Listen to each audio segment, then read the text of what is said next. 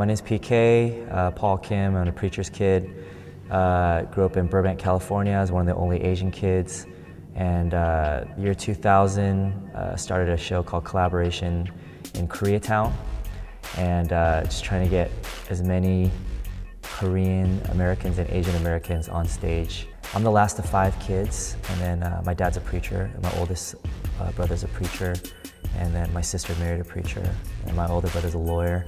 So, you know, I'm gakdugi, like total like extra, like do whatever you want. Like, they weren't happy because Occidental College costed, at that time, $20,000 a year. Now it's like $30,000 a year. So with all the loans and all that, they were kind of like, why are we paying for you to tell jokes? Like, what are you doing with your life? But with Kollaboration, actually, they're a lot more supportive now. Like, they feel like, okay, like we still don't know exactly what you're doing, but you're doing something. Yeah. Defining success, I think success is anyone's just pursuing their dream.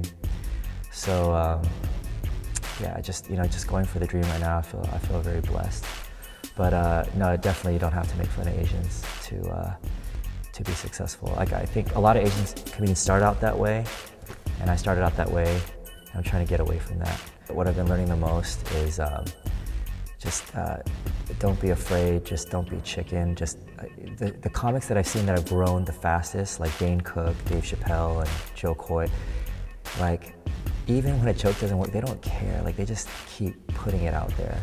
And like, a lot of my material I've been reusing is because I'm scared. Like, it's like the scariest thing to say a joke for the first time in front of a group of people, because you're literally like, here I am, like, you know, either tell me I'm funny or tell me, like, dude, you're so lame. Like, with every joke, it's like this approval thing. But the real, like, people who don't care, they're the ones who really succeed. Like, they just push forward. They don't care, like, they know their mission and they just keep going forward. So I would say just don't care so much what other people think. How do we balance freedom of speech with respect? You know, there's a really popular comedian, Angela Johnson. She's on YouTube right now. She does this whole Vietnamese nail salon bit. It's like 3 million views. It's really good. And then, you know, Russell Peters, he makes fun of Chinese people, but it's because their accents are so good that nobody says anything. They're like, wow, that's hilarious. But if their accents were even a little off, like if Russell Peters made fun of Chinese people and his accent was like off, everyone would be like, dude, like, what's he doing? Like, he's making fun of our own people, like Chinese people, and like, it's not funny, you know? It's like, I don't know. I'm learning as I go along about this whole thing too, like how Asians, we can make fun of ourselves if it's really good.